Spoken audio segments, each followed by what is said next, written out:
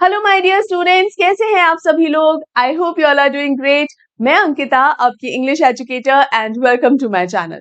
बेटा, आज हम हमारी हॉर्नबिल बुक का अगला चैप्टर देखेंगे, जिसका टाइटल है we are not afraid to die if we can all be together. ये एक बहुत ही शानदार और बहुत ही बढ़िया चैप्टर है। एक ऐसी फैमिली के बारे में है जो एक बहुत ही बड़ी मुसीबत में फंस जाती है। अब जब वो इस मुसीबत में होती है तो क्या करती है? ये जो सारे फैमिली मेंबर्स होते हैं, क्या एक दूसरे को ब्लेम करते हैं कि तुम्हारी वजह से हम इस प्रॉब्लम में फंस गए, वरना आराम से सुकून से अपनी जिंदगी जी रहे होते? या फिर वो इसी प्रॉब्लम के टाइम पे एक दूसरे को सपोर्ट करते हैं? वेल, इनका इस प्रॉब्लम को लेकर, इस चैलेंज को लेकर क्या एटीट्यूड रहता है, वो सब हम जानेंगे। लेकिन अगर आपको याद हो, मैंने जब ओवरव्यू दिया था इस बुक का, तब बताया था कि जितने भी चैप्टर्स हैं आपके इस बुक के, वो कोई फिक्शनल स्टोरीज नहीं है, रियल लाइफ एक्सपीरियंसेस हैं या ट्रू इवेंट्स पे बेस्ड स्टोरीज है। ये चैप्टर भी कुछ इसी तरीके से है।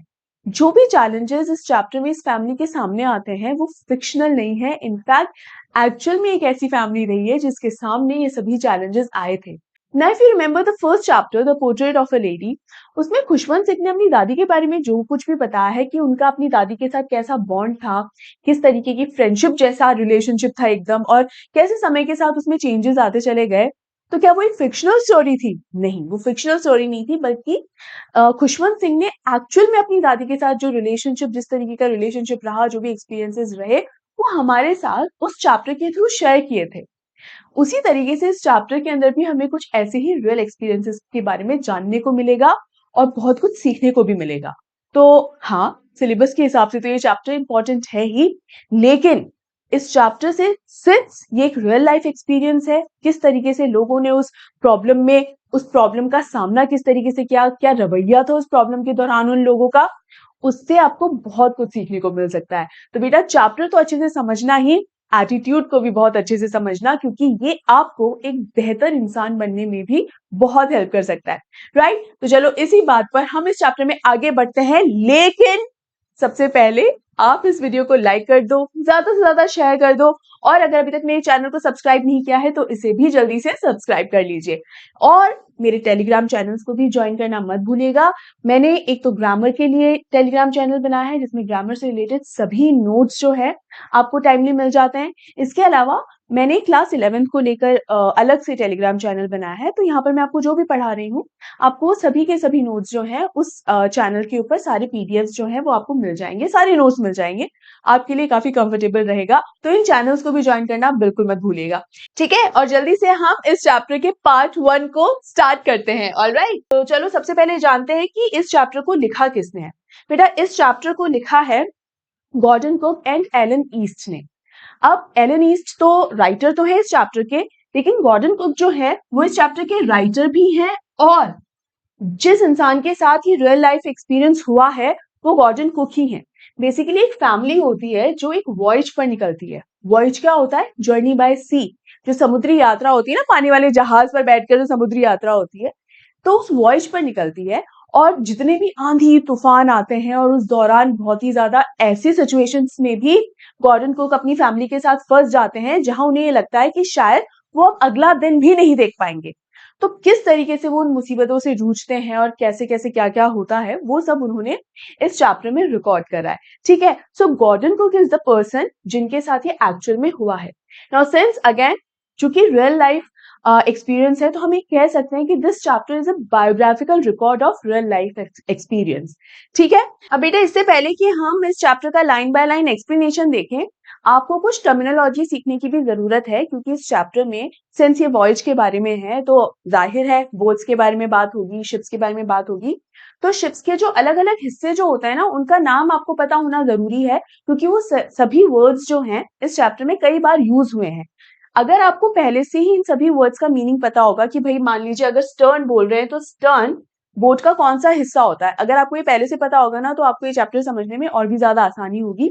इसीलिए आपको ये टर्म्स मैं अभी बता देती हूँ पहले ही। ठीक है, तो जो स्टर्न होता है ना बेटा, that is the back portion of the ship. ठीक है, बैक पोर्शन, और इसे एक एफ्ट, ये वर्ड भी होता है, aft is also the back portion of the ship. ठीक है, बाउ जो होता है, it is the front portion of the ship. Right, इसके अलावा एक होता है मास्ट, MAST, मास्ट। मास्ट होता है ये, दिस पोल, ये पोल जो है वो मास्ट कहलाता है। किस काम के लिए होता है? इस पोल से बंधी होती है सेल। सेल क्या होता है बेटा? Sail is a triangular piece of cloth जो कैनवास मटेरियल का हो सकता है, पॉलिस्टर मटेरियल का हो सकता है, अलग अलग मटेरियल से बना हुआ हो सकता है। ठीक है, सेल का काम क्या होता है? देखो ये जो ट्रायंगुलर पीस ऑफ क्लॉथ है ना, इट इज सेल ओनली। और इसका काम क्या होता है कि जब हवा चल रही होती है तो हवा कितनी स्पीड से चल रही है, कैसी क्या चल रही है, उस हिसाब से इस सेल को एडजस्ट किया जाता है और उसी हिसाब से जो बोट है वो आगे बढ़ती है। तो आपको स्पीड बढ़ानी है, धीमी रखनी है, किस तरीके से रखनी है, तो उसके काम में आती है ये सेल। ठीक है, उसके अलावा जो अगली चीज है वो है स्टॉर्म जिप। अब स्टॉर्म जिप क्या होता है? जैसे कि नाम ही है स्टॉर्म जिप, स्टॉर्म का मतलब जो आंधी तूफान होता है, वो भी सेल की ही तरह एक ट्रायंगुलर पीस ऑफ क्लॉथ की तरह ही होता है, सेल की ही तरह। ठीक है, लेकिन it is smaller in size. और इसका काम क्या होता है? बोट का बैलेंस बनाए रखना ड्यूरिंग बैड वेदर्स। मतलब अगर वॉयज पर निकले हैं और अचानक से मौसम बहुत ज्यादा खराब हो गया है, तो इस स्टॉर्म जेट की हेल्प से जो बोट है उसको बैलेंस किया जाता है, उसका बैलेंस संतुलन जो है पानी में बनाने के लिए ये काम में आती है। ठीक है, जो अगला हिस्सा है वो है कील। इट इज हियर, जो बॉटम पोर्शन होता है शिप का, वहां पर होती है कील। अब ये कील कैसी क्या होती है? अगर आप मान लीजिए शिप को सामने से देखेंगे ना, तो थोड़ा इस शेप में होती है, राइट, इस शेप में होती है। और इसका काम क्या होता है? अगेन जो शिप है या वेसल है उसे पानी में उसका बैलेंस बनाए रखने के लिए। अदरवाइज अगर कील नहीं होगी तो इसका जो बैलेंस है शिप का वो खराब होगा, डगमग डगमग होती रहेगी। तो ये काम है कील का। उसके बाद है हल। हल, हल क्या होता है? It is a water tight outer body of the ship. Water tight outer body of the ship का मतलब ये हुआ कि एक तरीके से वाटर प्रूफ आउटर बॉडी।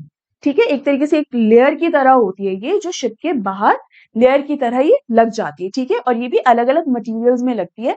जैसे इस चैप्टर के अंदर जो हल है वो वुडन हल है। ठीक है, इसके अलावा हमने स्टर्न की बात कर ली, आफ्ट की बात कर ली, इसके अलावा हमने बाउ की भी बात कर ली। इसके अलावा है डेक। ठीक है, DECK, डेक। डेक क्या होता है बेटा? इसके दो मीनिंग आपको मिलेंगे। कोई तो कहेगा कि ये छत होती है, कोई कहेगा कि ये फ्लोर होता है। दोनों ही मीनिंग बिल्कुल सही है। क्या होता है, आपने जरूर, आपको पता होगा कि जो शिप है उसमें केबिन्स भी होते हैं। तो जब केबिन्स है, मान लीजिए यहाँ पर अगर ये केबिन बने हुए हैं, ठीक है, केबिन्स अगर जो रूम, मान लीजिए यहाँ पर अगर रूम बने हुए हैं, तो इन रूम्स की जो छत होगी तो वो डेक कहलाती है। तो अगर इन रूम की छत के हिसाब से आप देखोगे तो डेक का मीनिंग हो जाएगा छत। और अगर आप यहाँ पर चल रहे हैं तो आपके हिसाब से ये डेक क्या हो जाएगा? आपका फ्लोर हो जाएगा। ठीक है, फर्श हो जाएगा। तो डेक के दोनों मीनिंग है। यहाँ पर ये जो वुडन फ्लोरिंग जो है ना, this wooden flooring, it is deck only, right? So this portion is known as deck. I hope ये भी अच्छे से क्लियर हो गया है। इसके अलावा एक और टर्म है मे डे। मे डे, मे डे कॉल्स जो होती है, आई एम श्योर बहुत से स्टूडेंट्स इसका मीनिंग ऑलरेडी जानते भी होंगे। मे डे कॉल्स जो होती है वो इमरजेंसी सिचुएशन में जब आप किसी को हेल्प के लिए बुलाते हैं तो उसे ही मे डे कॉल कहा जाता है। लेकिन ये सिर्फ एयरक्राफ्ट या शिप्स यहाँ पर यूज होती हैं। मतलब ऐसा नहीं कि अगर रोड पर कोई जा रहा हो और किसी इमरजेंसी सिचुएशन में फंस जाए तो वो मे डे बोलने लगेगा, ऐसा नहीं। ये जो टर्म होती है वो या तो एयरक्राफ्ट या फिर जो शिप्स हैं, सिर्फ वहां पर ये होता है।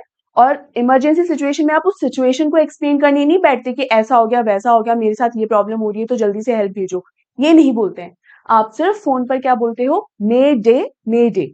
और जो भी आपका मैसेज रिसीव कर रहा होता है वो उसी वक्त समझ जाता है कि आप किसी बहुत बड़ी प्रॉब्लम में हैं और आपको इमीडिएटली हेल्प की जरूरत है। ठीक है, ये हो गया। इसके अलावा जो अगली टर्म है वो है स्टारबोर्ड।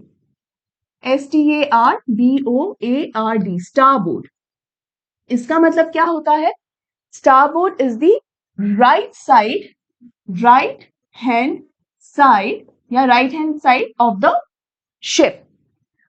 तो मतलब अगर इस शिप के बारे में बात करें, अगर हम ये वाली पिक्चर देखें तो इसके अंदर ये हिस्सा जो है ना, ये हिस्सा जो है it is the right side of the ship, तो ये स्टारबोर्ड कहलाएगा। अब अगर आप लोग सोच रहे हो कि मैम ये स्टारबोर्ड रखने की क्या जरूरत हुई, हम सिंपल सा राइट या left side of the boat बोल सकते थे ना, तो यहाँ पर अलग से स्टारबोर्ड ये नाम रखने की क्या जरूरत हुई? वो इसलिए बेटा क्योंकि एयरक्राफ्ट्स में अगेन एयरक्राफ्ट्स हो शिप्स हो, यहाँ की जो टर्म्स होती हैं वो एकदम अलग होती है। ठीक है, जो रेगुलरली हम जो बोलते हैं तो हम राइट लेफ्ट इसी तरह से बोलते हैं, लेकिन एयरक्राफ्ट और शिप्स में ये टर्म अलग होती है, ताकि बातचीत करने के दौरान या जब हम कोई इंफॉर्मेशन दे रहे हैं या किसी भी सिचुएशन में अगर डील कर रहे हैं, तो कोई भी कंफ्यूजन ना रह जाए कि भाई कई बार हो जाता है ना कि राइट साइड में जाओ तो किसका राइट, मेरा राइट, आपका राइट, किसका राइट। तो किसी इमरजेंसी की सिचुएशन में इस तरीके का कंफ्यूजन होना कोई अफोर्ड ही नहीं कर सकता है। तो ऐसी कोई कंफ्यूजन ना हो, इसीलिए ये टर्मिनोलॉजी जो है वो अलग होती है। Got the point? तो आई होप बेटा आपको जितने भी ये वर्ड्स हैं इनके मीनिंग समझ में आ गए हैं। अब जब हम इस चैप्टर को आगे समझेंगे ना, तो आपके लिए उसको समझना और भी ज्यादा आसान रहेगा, बहुत ही ज्यादा स्मूथली आप उसको समझ पाएंगे। ठीक है, तो चलो आगे बढ़ते हैं और इस चैप्टर का लाइन बाय लाइन एक्सप्लेनेशन देखते हैं। In July 1976 my wife Mary, son Jonathan 6, daughter Suzanne 7, and I set sail from Plymouth, England to duplicate the round the world voyage made 200 years earlier by Captain James Cook। अब यहाँ पर देखिए, captain James cook करके एक seller थे, इन्होंने 200 साल पहले एक राउंड द वर्ल्ड जर्नी की थी, वॉयज की थी। बेसिकली वॉयज क्या बताया मैंने, जर्नी बाय सी। तो 200 साल पहले मतलब हम जो जिस समय की बात कर रहे हैं वो बात हो रही है 1976 की, और उससे भी 200 साल पहले यानी 1776 मानकर चल सकते हैं। तो 1776 में कैप्टन जेम्स कुक ने एक समुद्री यात्रा की थी। ठीक है, हमारे जो गॉर्डन कुक हैं, उन्हें भी ऐसी ही एक वॉयज करने का एक जुनून चढ़ा, उनको एक पैशन था कि मैं भी ऐसी ही एक वॉयज करूं राउंड द वर्ल्ड, मतलब दुनिया का एक चक्कर लगा कर आऊं पानी की यात्रा करके। ठीक है, ये अपने आप में एक बहुत बड़ा रिकॉर्ड हो जाएगा। And he was also passionate about it. तो वो अकेले इस वॉयज पर नहीं गए, अपनी फैमिली को साथ लेकर गए। तो उनकी फैमिली में कौन कौन है? उनकी वाइफ है जिसका नाम है मैरी, उसका एक बेटा है जिसका नाम है जोनाथन और वो सिर्फ 6 साल का है, और एक बेटी है जिसका नाम है सुजैन जो सिर्फ 7 साल की है। ठीक है, तो परिवार सहित ये लोग कहाँ चले जाते हैं? इस वॉयज पे चले जाते हैं। और इस वॉयज की शुरुआत कहाँ से होती है? प्लायमाउथ से, जो कि कहाँ है? इंग्लैंड में। ठीक है, तो कौन सी ईयर में शुरुआत होती है? जुलाई 1976 में शुरुआत होती है, और कहां से? इंग्लैंड के प्लायमाउथ से इनकी ये शुरुआत होती है। ठीक है, for the longest time, Mary and I, a 37-year-old businessman, had dreamt of sailing in the wake of the famous explorer, and for the past 16 years, we had spent all our leisure time honing our seafaring skills in British waters। अब यहाँ पर देखो, ये जो 37-year-old businessman है ना, ये किसके बारे में? गॉर्डन कुक के बारे में ही बात हो रही है। इस पूरे चैप्टर में गॉर्डन कुक के नाम कहीं भी नहीं आया है। या तो गॉर्डन कुक के बारे में इस्तेमाल हुआ है 37-year-old बिजनेसमैन, या तो ये इस्तेमाल हुआ है, या फिर इन्हें कैप्टन कहा गया है, या फिर सेलर कहा गया है। ठीक है, तो हमारे लिए भी 3 आइडेंटिटीज ही रहेंगी गॉर्डन कुक की इस चैप्टर को पढ़ने के दौरान। ठीक है, तो यहाँ वो क्या बता रहे हैं कि मैं एक 37-year-old बिजनेसमैन हूँ, और अपनी वाइफ के साथ पिछले 16 सालों से जब भी हमें थोड़ा भी समय मिलता है ना, हम हमारी सी फायरिंग स्किल्स को और ज्यादा इंप्रूव करने में लग जाते हैं। अब ये सी फायरिंग स्किल्स होती क्या है? बेसिकली वो स्किल्स होती हैं जो आपको समुद्री यात्रा के दौरान काम आती हैं। वेदर अगर खराब होने लगे तो बोट को किस तरीके से संभालना है, अगर समंदर में बहुत ज्यादा ऊंची ऊंची लहरें आ रही हो, तो ऐसी बहुत सारी सिचुएशंस होती हैं जो वॉयज के दौरान आ सकती हैं। तो उन सिचुएशंस में बोट को किस तरीके से संभालना है, या इससे जुड़ी हुई और भी जो ट्रेनिंग होती है, तो अपने आप को उस तरीके से ट्रेन करना, अपने आप को उस तरीके से प्रिपेयर करना, अपनी स्किल्स को इंप्रूव करना, वही सी फायरिंग स्किल्स है। तो पिछले 16 साल से जब भी इनको समय मिलता है, अपने लेजर टाइम में जब भी इनको समय मिलता है ना, ये अपनी सी फायरिंग स्किल्स को इंप्रूव और बेहतर करने में जुट जाते हैं। ठीक है, बोट वेव वॉकर। अब अपनी बोट के बारे में बता रहे हैं। इनकी बोट का जो नाम है वो है वेव वॉकर, और ये एक 23 मीटर लंबी बोट है, 30 टन की है, और वुडन हल्ड है। वुडन हल्ड का मतलब क्या है? हल मैं आपको बता चुकी हूँ, it is the water tight body of the outer body of the boat, और ये जो है वो वुडन की बनी हुई है, यानी वुडन लेयर लगी हुई है इस बोट पर। ठीक है, had been professionally built, मतलब प्रोफेशनली बिल्ट का मतलब है कि ऐसे कोई रेगुलर सी बोट नहीं है, it's a professionally built boat, और उसको इसी तरीके से प्रिपेयर किया गया है कि लंबी यात्रा के लिए हम लोग जा रहे हैं, ऐसा नहीं है कि भाई शाम को थोड़ी एक आध घंटे की तफरीह लगाकर आनी है बस पानी के अंदर, नहीं। तो इसको एक लंबी वॉयज के लिए क्योंकि जा रहे हैं हम लोग, तो उसी हिसाब से इसको बनाया गया है, उतना ही स्ट्रॉन्ग इसको बनाया गया है। And we had spent month fitting it out and testing it in the roughest weather we could find.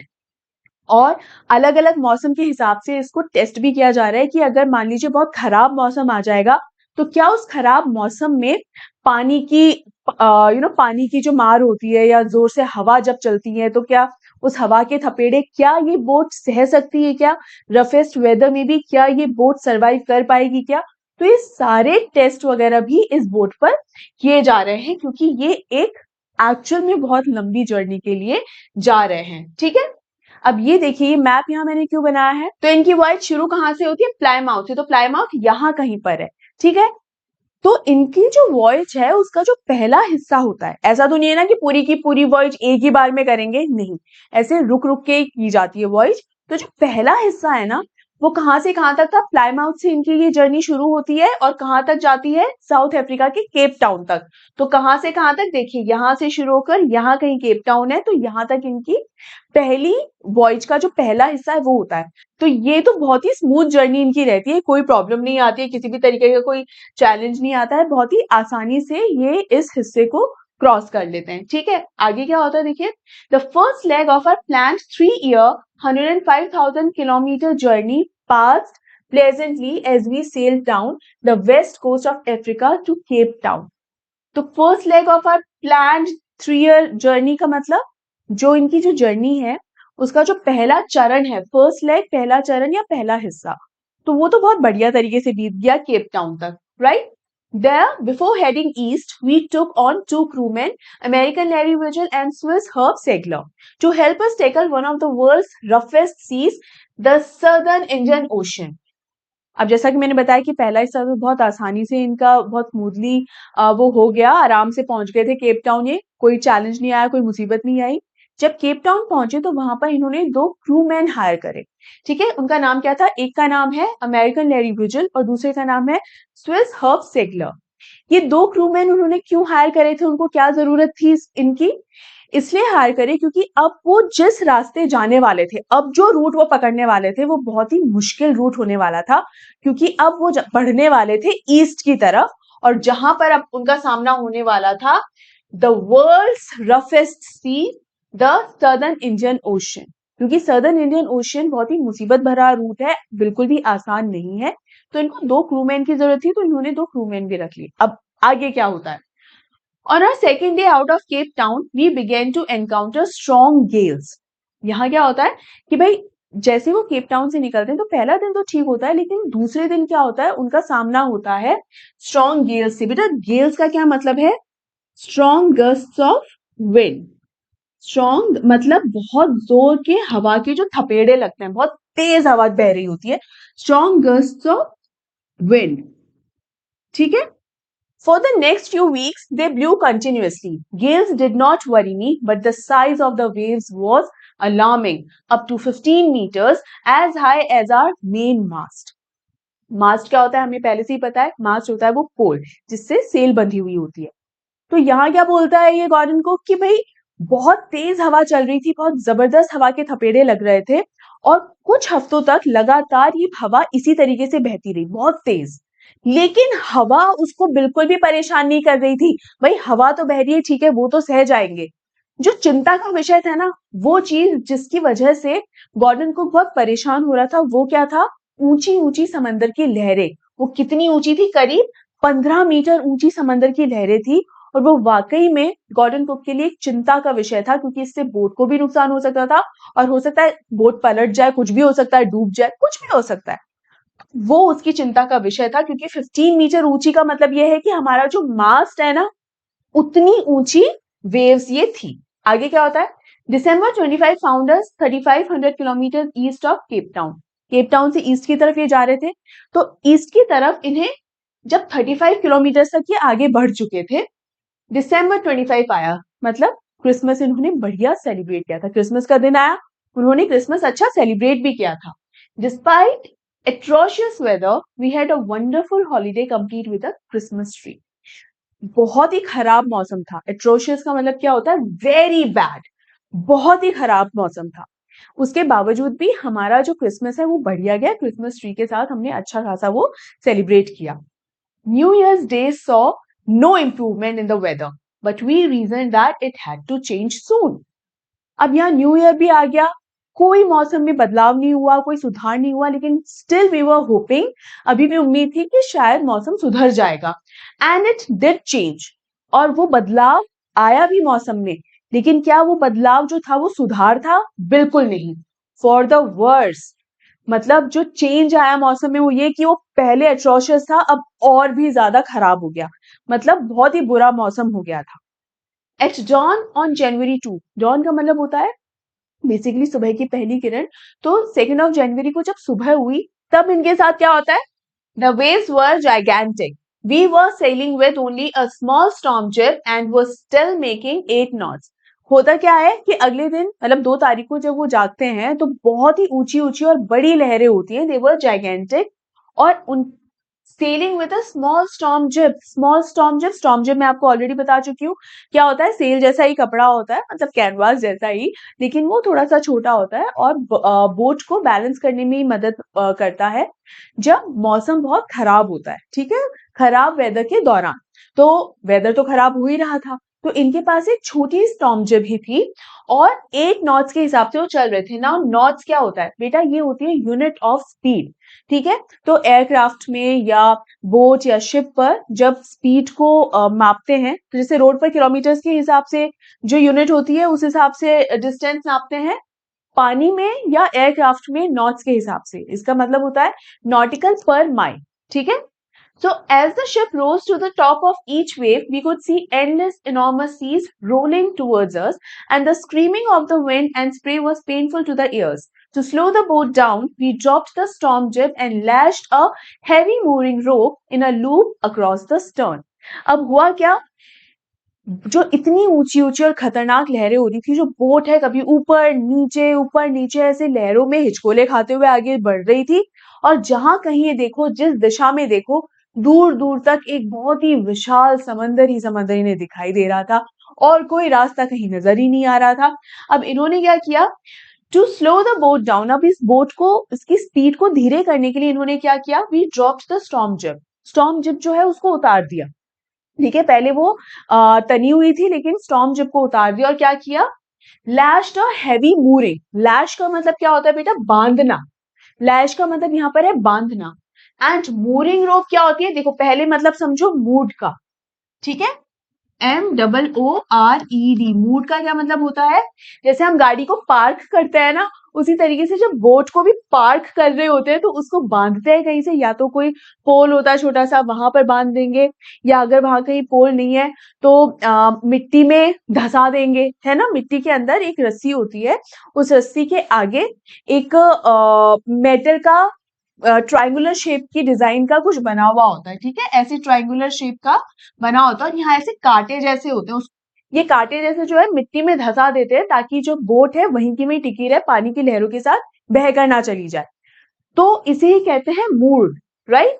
तो ये जो मूड है, तो उसकी जो रस्सी थी उससे इन्होंने सारी चीजों को बांध दिया, जितनी भी, क्योंकि इतने ज्यादा हिचकोले खा रही थी बोट के, जितना भी सामान था उसमें आधा सामान इधर आधा सामान उधर, इधर उधर गिर रहा था, वो खराब हो सकता था।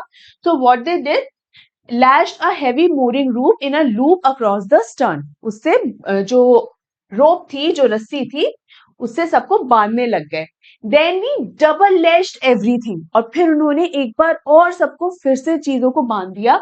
Went through our life raft drill, attached lifelines, donned oil skins and life jackets and waited. अब ये जो पूरा है ना, ये इनकी ट्रेनिंग का हिस्सा है। It's a part of their training. Training का हिस्सा कैसे बेटा? ट्रेनिंग का हिस्सा ऐसे। अब ट्रेनिंग का क्या हिस्सा है भाई? मान लीजिए यहाँ पर ये जो सिचुएशन में फंसे हुए हैं, तो बोट डूब भी तो सकती है। तो वेट नहीं करना होता है कि देखते हैं यार 5 मिनट और रुक जाते हैं, देखते हैं कि आगे क्या होता है, देखते हैं कि बोट आगे चल पाती है नहीं चल पाती है, क्या होता है, ज्यादा तेज हवा आती है या ज्यादा तेज कोई लहर आती है जो हमको डुबा ले जाएगी। अगर हमें लगेगा कि ये वाली लहर जो है वो ज्यादा ऊंची है, तो फिर अपन बचने का काम करेंगे। नहीं, ऐसे नहीं होता।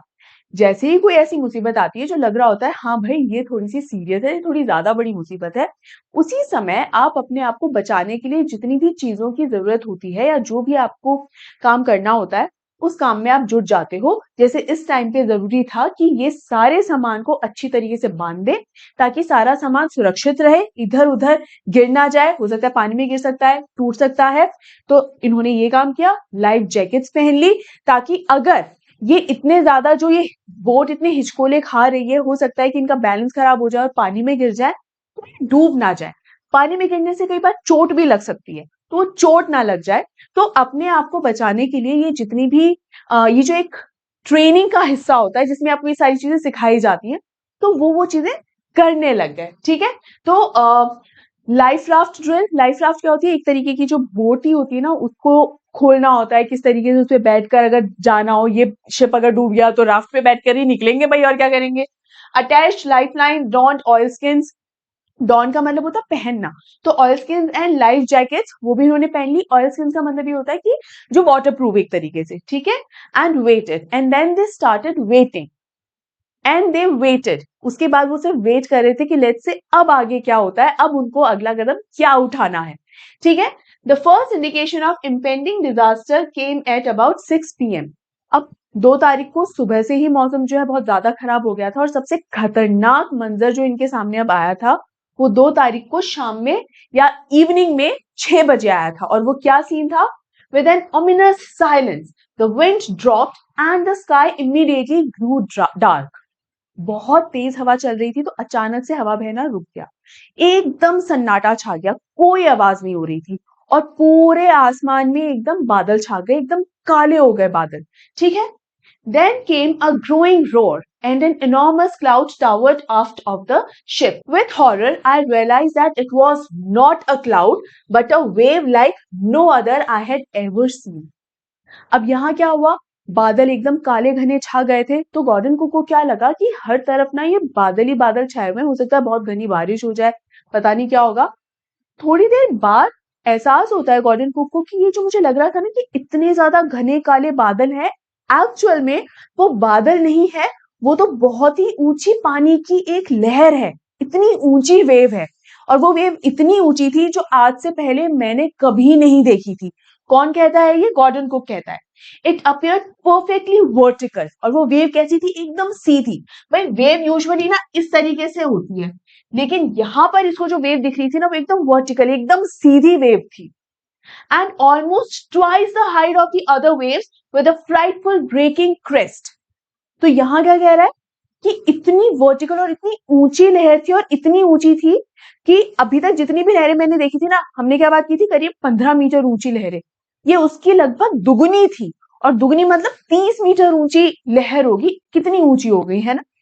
और उसके क्रेस्ट को देखकर भयंकर डर लग रहा था। क्रेस्ट का मतलब क्या हुआ, this portion, the top portion of the wave, उसे देखकर तो इतना भयंकर डर लग रहा था। ऐसा क्यों, क्योंकि जब लहर वापस गिरने लगती है ना तो बाकी पानी तो बिखर जाता है, लेकिन जो असली थपेड़ा लगता है ना वो इसी क्रेस्ट का ही लगता है। तो इतना डर रहा था गॉर्डन को कि पानी जो है ना, ऐसा लग रहा है कि जोर की चपेट लगने वाली है हमारी बोट को इस पानी की, इस क्रेस्ट की। आगे क्या होता है, the roar increase to a thunder as the stern moved up the face of the wave and for a moment I thought we might ride over it. अब हुआ क्या कि अब भाई वेव तो आ गई थी सामने, तो अब लेकिन गॉर्डन को क्या करेगा, उसको तो आगे जाना ही है ना, अपनी बोट को वहां रोक के थोड़ी खड़ा हो जाएगा कि देखते हैं भैया क्या होता है, देखते हैं कितनी जोर से ये पड़ती है हम पर, ऐसा तो नहीं करेगा ना। तो इसने भी क्या किया, बोट को बढ़ा दिया आगे। और for a second, for a moment, इसको ये लगा कि शायद इस वेव को पूरी तरीके से मेरी जो ये वेव वॉकर है ना वो क्रॉस कर जाएगी। वेव वॉकर क्या, वही बोट का नाम है ना। तो एक पल के लिए गॉर्डन कुक को ये लगा कि हमारी जो वेव वॉकर है ना इस पूरी लहर को अच्छे से पार कर जाएगी। But then a tremendous explosion shook the deck. लेकिन फिर अचानक से इतनी जोर की आवाज हुई, कुछ एक्सप्लोड हुआ और डेक से आवाज आई। डेक क्या होता है, एक तरीके से कह सकते हैं जो फ्लोर होता है ना बोट का, उसे डेक कहा जाता है। A torrent of green and white water broke over the ship. My head smashed into the wheel and I was aware of flying overboard and sinking below the waves. I accepted my approaching death, and as I was losing consciousness, I felt quite peaceful. अब यहाँ हुआ क्या कि जैसे ही उसको ये लगने लगा कि शायद ये जो मुसीबत आई है ना हमारे सामने, इतनी ऊंची लहर जो आई है ना, वेव वॉकर उसको क्रॉस कर जाएगी, लेकिन उसी टाइम पर डेक में इतना जोरदार एक्सप्लोजन हुआ और जितना पानी था ना, समंदर का सारा पानी आ गया, एकदम ग्रीन एंड व्हाइट वाटर जो है वो आ गया, और इतना प्रेशर से आया कि उसकी वजह से जो गॉर्डन कुक है, उसके प्रेशर की वजह से बोट से उछलकर और पानी में जा गिरा। उसका सर भी जो है वो टकरा गया था। उसका सर कहाँ से टकराया था? Smashed into the wheel. उसका सर जो है, जो व्हील होता है, उससे टकरा गया था जोरदार, तो उसको अच्छी खासी चोट भी आ गई थी। तो उसको थोड़ी सी बेहोशी छाने लगी, अपनी कॉन्शियसनेस को खो रहा था, बेहोशी उस पर छा रही थी और धीरे धीरे वो डूब भी रहा था। तो फॉर अ सेकेंड उसको क्या लगा? बहुत ही पीसफुल लग रहा था, एज इफ कि सब कुछ बहुत शांत है, क्योंकि वो अपना होश थोड़ा थोड़ा खो रहा था, right? Unexpectedly, my head popped out of the water. अब एक्चुअली में क्या हुआ होगा? क्या होता है जब हम पानी में छलांग लगाते हैं ना, तो हमको ये एडवाइस दी जाती है कि अगर स्विमिंग नहीं आती है और फिर भी आप पानी में अगर जा रहे हो तो पैनिक मत करना, क्योंकि पानी क्या करता है, सबसे पहले आपकी बॉडी को फर्स्ट अटेम्प्ट में आपकी बॉडी को पानी बाहर की तरफ फेंकता है, अपनी तरफ खींचता नहीं है, बाहर की तरफ फेंकता है, ठीक है ना? तो यहाँ ऐसा ही कुछ गॉर्डन कुक के साथ हुआ होगा कि वो पानी में अंदर जा रहा था, तो पहली बार में पानी ने उसको बाहर फेंका और जैसे ही उसका सर पानी के बाहर आया तो उसको क्या नजारा देखने को मिलता है? A few metres away Wave Walker was near capsizing. Capsizing का मतलब क्या है कि जो बोट थी, मान लीजिए अगर ऐसे बोट है, ठीक है, इस तरीके से बोट है और ये मान लीजिए मास्ट है, ठीक है, ये जो स्टाइलस है ये मान लीजिए पोल है, वो मास्ट है, तो एकदम कैसे हो गई थी? ऐसे हो गई, ठीक है, बिल्कुल इस तरीके से बोट इस तरीके से हो गई थी। तो ये वर्टिकल मार्क जो एकदम हॉरिजॉन्टल हो गया था, इस तरीके की सिचुएशन में उसने अपनी बोट को देखा कि अरे बाप रे ये क्या हुआ। होश में आते ही सबसे पहला नजारा गॉर्डन कुक ने यही देखा। आगे क्या होता है?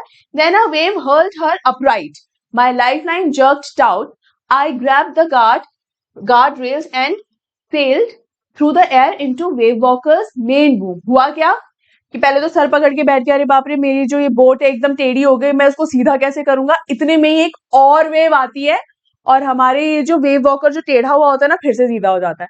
तो कहीं ना कहीं इसको राहत की सांस ही मिलती है और इस वेव के ही बहाव में उसका फायदा उठा के जो है किसी तरीके से वापस गॉर्डन कुक इस बोट के अंदर आ जाता है और जो रेलिंग्स होती है ना, उस रेलिंग को पकड़ के, उस रेल गार्ड को पकड़ के किसी तरीके से बोट के अंदर आ जाता है। Subsequent waves tossed me around the deck like a rag doll. My left ribs cracked, my mouth filled with blood and broken teeth. अब हुआ क्या? इतना हिचकोले खा रही थी ये बोट, तो बिल्कुल भी ये स्टेबल नहीं रह पा रहा था। देखो, एक तो चोट लगी हुई थी इस गॉर्डन कुक को, ऊपर से इतना ज्यादा वेव्स जो है, कभी बोट को इधर ले जाए उधर ले जाए, तो एकदम ना वो खिलौने की तरह कभी इधर गिरे कभी उधर गिरे। इसके अलावा उसे और भी बहुत चोट लग गई थी। देखो, उसकी रिब्स जो है, मतलब पसलियां, वो क्रैक हो चुकी थी, उसके दांत भी कुछ टूट गए थे, तो मुंह में भी एकदम खून ही खून भरा हुआ था। Somehow I found the wheel, lined up the stern for the next wave and hung on.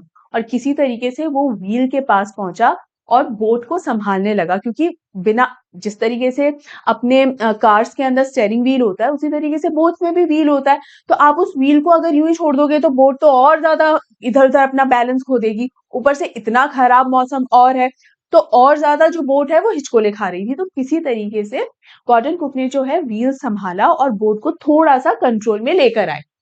Water water everywhere, I could feel that the ship had water below, but I did not abandon the wheel to investigate.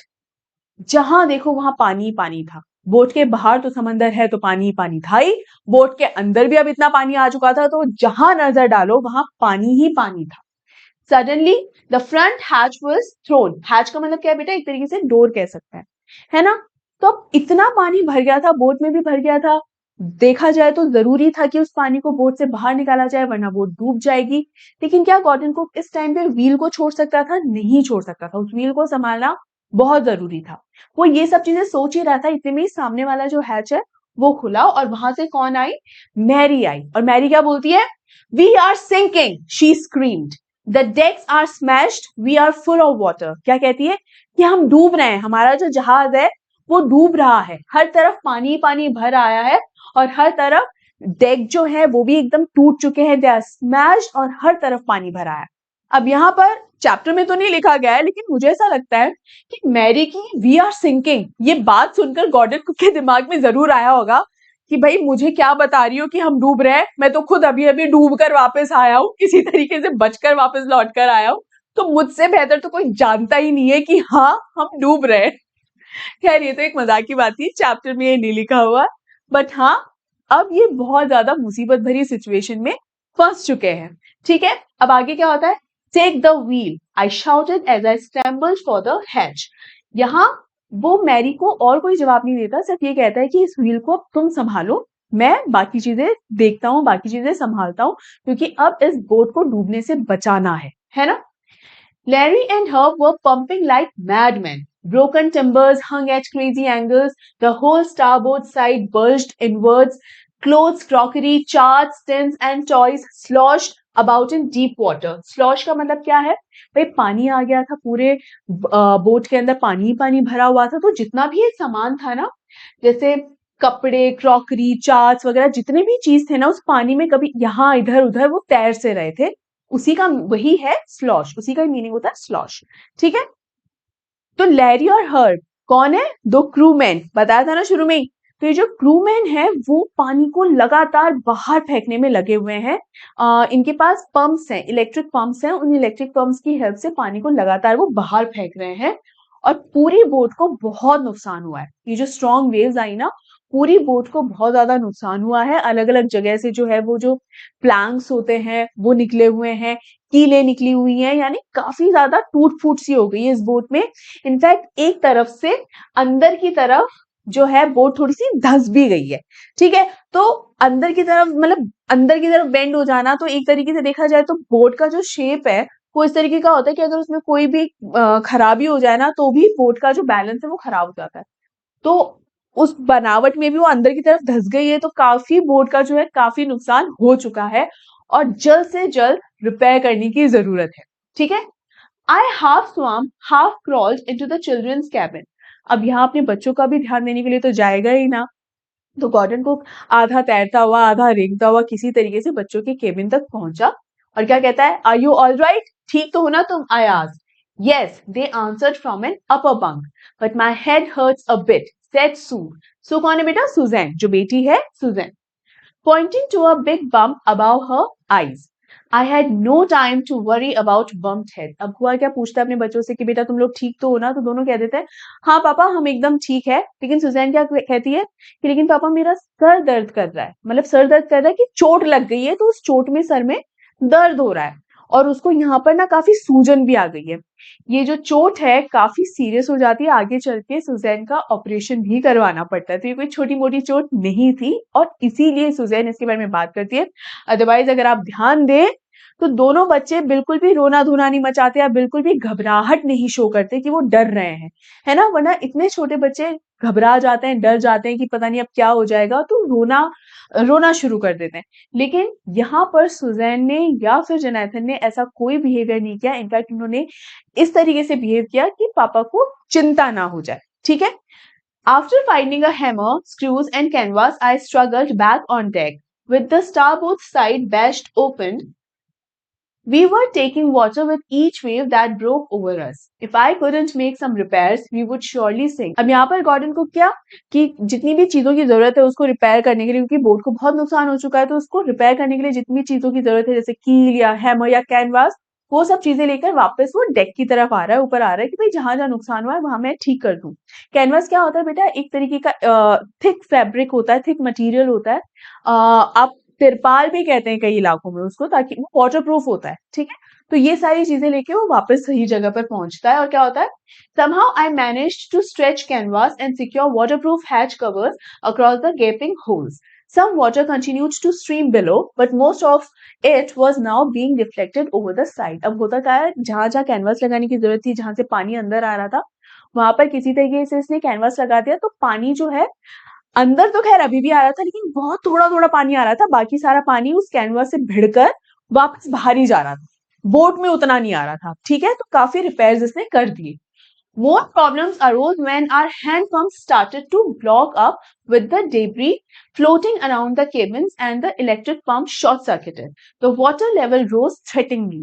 अब यहाँ पर क्या हुआ, याद है Larry और जो सेगलर है, वो जो हर्बी है, वो दोनों ही पंप्स के थ्रू पानी बाहर फेंक रहे थे। तो उनके पास इलेक्ट्रिक पंप भी थे और हैंड पंप भी थे, लेकिन इलेक्ट्रिक पंप जो है वो शॉर्ट सर्किट हो जाने की वजह से खराब हो गया था, तो अब यूज नहीं हो सकता था। और जो हैंड पंप है उसके अंदर काफी डेब्री, जो कचरा वगैरह है, मिट्टी, रेत या पत्ती वगैरह, ये सब फंस जाने की वजह से वो हैंड पंप भी एकदम खराब हो गया। चूंकि पानी को बाहर नहीं निकाल पा रहे थे बोट से, और बोट के अंदर तो पानी अभी भी आ ही रहा था, सब जगह से तो बंद नहीं किया था ना अभी तक गॉर्डन ने, तो पानी बाहर जाना बंद हो गया और बोट के अंदर आया जा रहा था, और उसका जो लेवल है बहुत ही खतरनाक तरीके से अब बढ़ता जा रहा था। Back on deck, I found that our two spare hand pumps had been wrenched overboard, along with the forestay sail, the jib, the dinghies, and the main anchor. बेटा dinghies क्या होता है? ये small boats होती है एक तरीके की, ठीक है? जैसे जो मेन जहाज होता है, किसी भी वजह से अगर वो डूबने लगे तो ये छोटी छोटी डिंगीज या ये जो राफ्ट की तरह होती हैं, तो उसमें बैठकर बचा जा सकता है। अब यहाँ पर एक चीज ये बताई गई है कि जितना भी सामान, जैसे मान लीजिए बोट पर ये है, तो यहाँ पर जितना भी सामान है, जैसे हैंड पंप्स मान लीजिए या टूल किट मान लीजिए, ये सारा का सारा सामान एक जगह नहीं रखा हुआ है, अलग अलग रखा हुआ है, ठीक है? स्पेयर आइटम्स रखे हुए हैं कि ताकि अगर तूफान आ जाए तो एक तरफ अगर नुकसान हो जाए, एक तरफ अगर टूल किट खो जाए, तो स्पेयर टूल किट जो है वो काम में आ जाए, जो कहीं और रखी हुई है। तो इसीलिए सारी चीजें एक जगह रखने के बजाय अलग अलग रखनी चाहिए, ताकि कुछ तो बचा रहे। तो इसी वजह से जब ये वापस आता है तो क्या देखता है कि डेक पर अभी भी कुछ स्पेयर आइटम्स रखे हुए हैं, और वो क्या क्या आइटम है? 2 हैंड पंप उसके पास अभी भी रखे हुए हैं, कुछ जिप भी है उसके पास, कुछ डिंगीज भी है, और एक मेन एंकर भी है। और एंकर क्या होता है बेटा? एंकर कुछ इस तरीके का होता है, जो बोट को या शिप को रोकने के ही काम आता है। इस तरीके का होता है जो रस्सी से बंधा हुआ होता है, और आप जब उसको रस्सी की मदद से जब फेंकते हो ना, तो जमीन में धंस जाता है, तो बोट जो है या शिप जो है वहीं की वहीं रुक जाती है। एक तरीके से शिप को रोकने के लिए काम आता है ये। तो ये सारी चीजें जब वो वापस डेक पर जाकर देखता है, तो ये सब स्पेयर में उसको वहां पर रखा हुआ मिलता है। Then I remembered we had another electric pump. अब उसको एक और चीज याद आती है कि अरे एक स्पेयर में इलेक्ट्रिक पंप भी रखा हुआ है। Under the chart room floor, I connected it to an outpipe and was thankful to find that it worked. और उसने जब कनेक्ट करके देखा तो इतना खुश था कि चलो ये इलेक्ट्रिक पंप जो है, चूंकि पहले शॉर्ट सर्किट हो गया था, उसको डर लगा था पता नहीं अभी काम करेगा या नहीं करेगा, लेकिन फाइनली ये काम कर गया। The night dragged on with an endless, bitterly cold routine of pumping, stirring, and working the radio. We were getting no replies to our Mayday calls, which was not surprising in this remote corner of the world. अब हुआ क्या? पूरी रात ये लोग क्या कर रहे थे? पानी को बाहर निकाल रहे थे, किसी तरीके से बोट को संभाल रहे थे, जहां जहां से बोट टूटी हुई है, जहां जहां रिपेयर ही कर सकते हैं वो सब कर रहे थे, व्हील को बहुत अच्छे से संभाल रहे थे, और कुछ मेडे कॉल्स भी कर रहे थे। मेडे कॉल्स क्या होते हैं बेटा? इमरजेंसी कॉल्स ही होते हैं, और ये कहाँ किए जाते हैं? या तो एयरक्राफ्ट के अंदर, या इसी तरीके से जब आप शिप पे होते हो और कोई इमरजेंसी सिचुएशन आ जाती है, तो आप जो इमरजेंसी कॉल करते हो ना, उसे मेडे कॉल ही कहा जाता है। तो आप फोन पर क्या कहते हो? मेडे मेडे। ऐसा थोड़ी होता है कि फोन उठाओगे बोलोगे अरे पता है इतनी तेज तूफान आ गया, इतनी ऊंची ऊंची लहरें आ गई और बोट डूबने वाली है, बचा लो हमें किसी तरीके से। नहीं, इतना सारा टाइम नहीं होता है कि पूरी सिचुएशन को एक्सप्लेन किया जाए, सिर्फ ये कहा जाता है मे डे, राइट? ताकि आसपास अगर कोई रेडियो स्टेशन है, अगर कोई पोर्ट है, तो वो उस मैसेज को ट्रेस कर लेगा और फिर आपको मदद के लिए आप तक पहुंच जाएगा। बट इनके मे डे कॉल्स का कोई रिस्पॉन्स नहीं आ रहा था, और इस बात का वार्डन को कोई हैरानी भी नहीं हो रही थी, क्योंकि ये जिस रिमोट लोकेशन पे थे, ये इस दुनिया में जिस जगह पर इस वक्त थे, वो कोई ऐसी जगह नहीं थी जहां आम तौर पर लोग आते हों। तो मे डे कॉल्स का रिस्पॉन्स नहीं आना, it was not surprising for Gordon Cook at all. ठीक है, आगे क्या होता है? Sue's head had swollen alarmingly. She had two enormous black eyes, and now she showed us a deep cut on her arm. अब बेचारी के sir पे, सुजैन के सर पे बहुत तेज लग गई थी, और उसका सर अब पहले से और ज्यादा स्वेल हो गया था, सूज गया था। उसकी आंखें भी स्वेल हो गई थी, इतनी जोर से उसको चोट लगी थी। और बाद में उसने बताया कि उसके बाजू पर भी एक कट लगा है, एक बाजू पर भी एक चोट आई है। When I asked why she hadn't made more of her injuries before this, she replied, I didn't want to worry you when you were trying to save us all.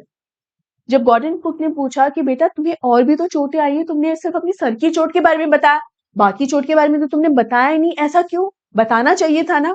तो सुजैन जो कि सिर्फ 7 साल की छोटी सी बच्ची है, वो क्या कहती है कि पापा आप हमें बचाने में लगे हुए थे, आप इतना परेशान थे, मैं अपनी इंजरीज के बारे में, अपनी चोटों के बारे में बताकर आपको परेशान नहीं करना चाहती थी।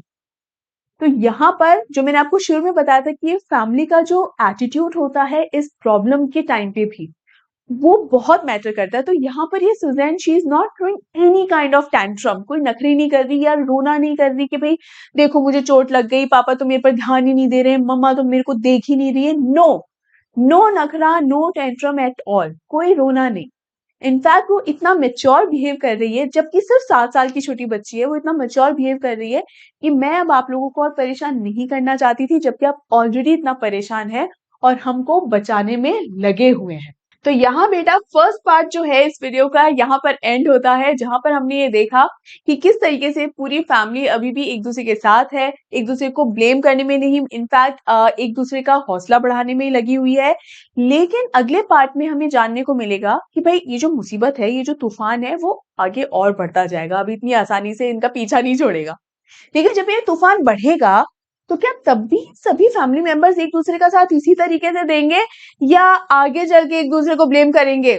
वो तो जब हम वो पार्ट पढ़ेंगे, यानी इस चैप्टर का अगला पार्ट देखेंगे, तभी हमें पता चलेगा, और उसके लिए आपको मेरे साथ बने रहना पड़ेगा। तो बेटा मेरे साथ बने रहिए, और इस वीडियो को फिर से याद दिला रही हूँ, इस वीडियो को लाइक और शेयर करना मत भूलिए, ज्यादा से ज्यादा स्टूडेंट तक इसे पहुंचाइए। और अगर अभी तक मेरे चैनल को सब्सक्राइब नहीं किया है तो भैया उसे भी सब्सक्राइब कर लो, वेट किस बात का है, जल्दी से सब्सक्राइब कर लो बेटा। और उसके अलावा मैंने आपको टेलीग्राम चैनल के बारे में भी बताया है कि एक तो ग्रामर के लिए मैंने टेलीग्राम चैनल बनाया है, और दूसरा है क्लास 11th के लिए। तो जितने भी पीडीएफ हैं जो मैं आपको यहाँ पे पढ़ा रही हूँ, तो सारे के सारे आपको जो नोट्स हैं, पीडीएफ जो हैं, वो आपको उन चैनल्स पे मिल जाएगी, तो उन्हें भी जरूर से जरूर ज्वाइन करना, लिंक आपको डिस्क्रिप्शन बॉक्स में मिल जाएगा। ठीक है बेटा, तो make sure you join there, और मेक श्योर कि आप अपना ध्यान रखिए। तो बेटा अपना ध्यान रखना, हम मिलते हैं अगले वीडियो में, इस चैप्टर के पार्ट 2 में जल्द से जल्द मिलते हैं। और अगर कोई डाउट हो तो डाउट भी कमेंट करके आप मुझसे पूछ लेना, ठीक है? तो अपना ध्यान रखिए, मिलते हैं अगले वीडियो में, तब तक के लिए take care and good bye.